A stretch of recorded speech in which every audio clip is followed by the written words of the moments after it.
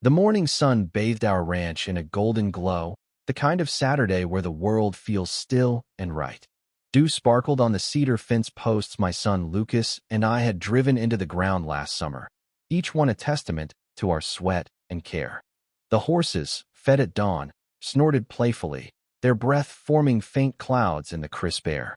My wife, Sarah, knelt by the porch, her hands gently packing soil around marigolds she'd picked up from the co-op, her quiet ritual for taming life's chaos.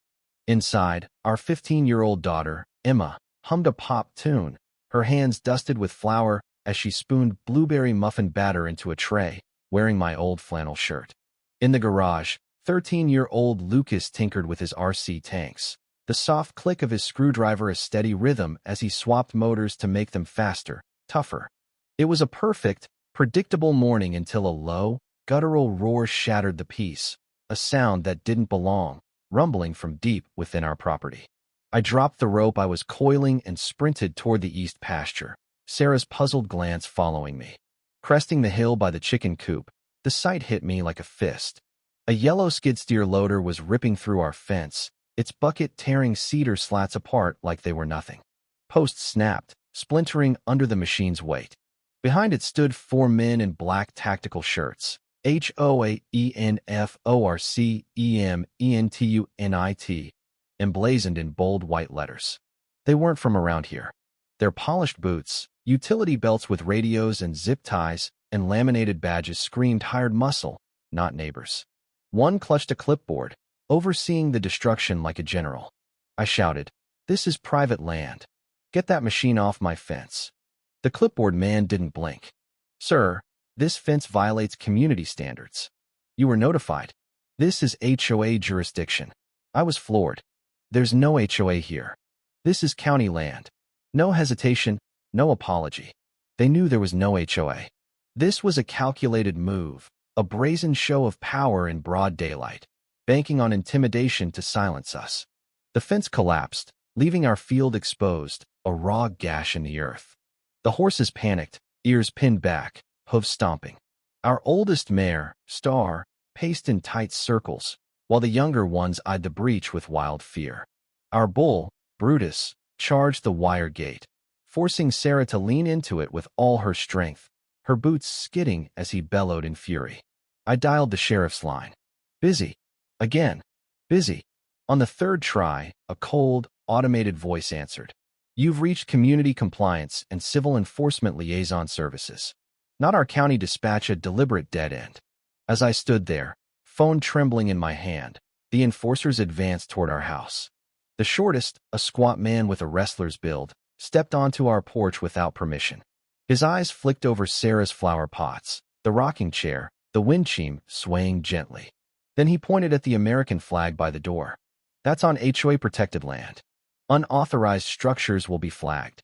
The words landed like a slap. Emma, just inside, froze, her hands shaking on her apron. That flagpole was her project with her late granddad, sanded and painted with love. Her stifled sob cut through me. Then Lucas emerged from the garage, his jaw tight, eyes burning. He'd seen it all: Emma's tears, Sarah's struggle, my useless calls. He disappeared briefly, and I thought he was scared, retreating. I was wrong.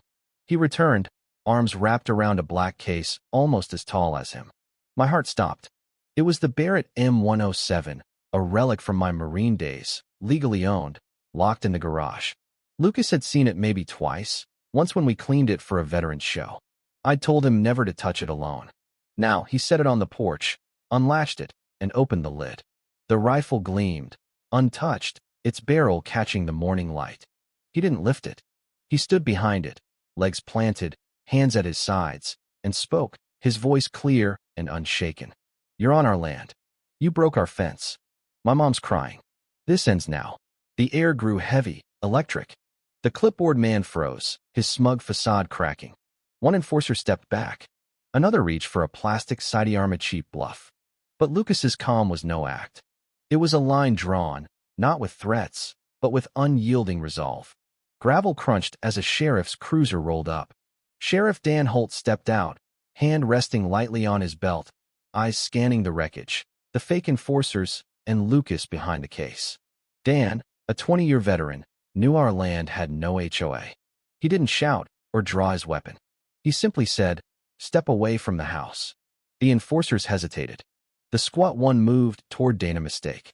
In one swift motion, Dan twisted his arm, dropping him face first into the dirt.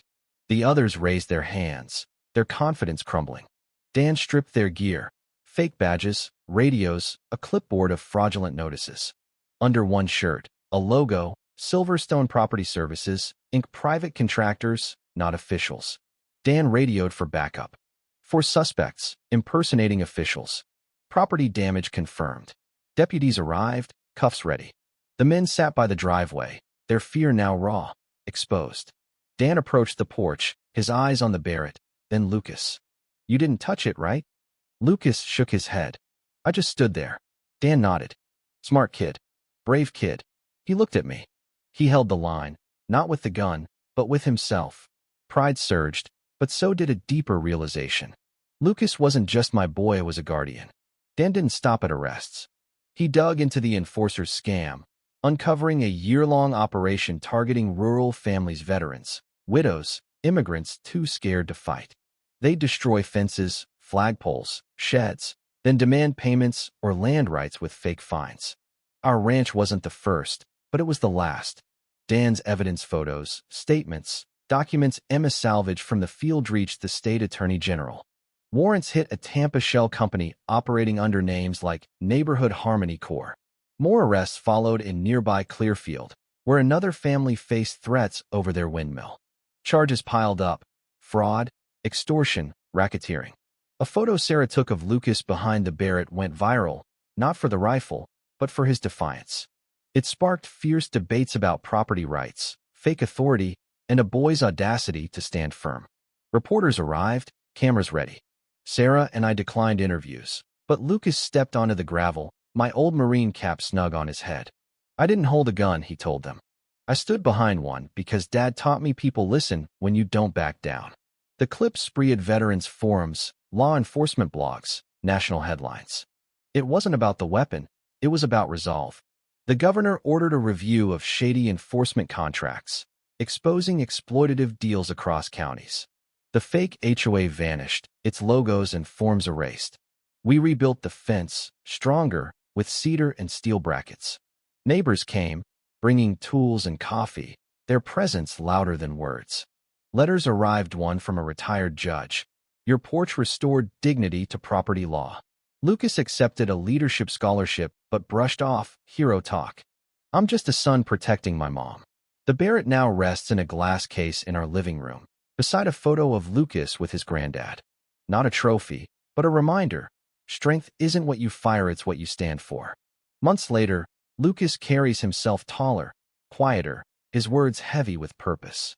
At school, a classmate asked if he was scared. "Scared's fine," he said. "Running's not." His story endures, not for headlines, but for its raw truth. A boy saw his family cornered and stood firm, not with anger, but with heart. The new fence stands deeper, unyielding. Let the next machine Comathiel find a line no one can break.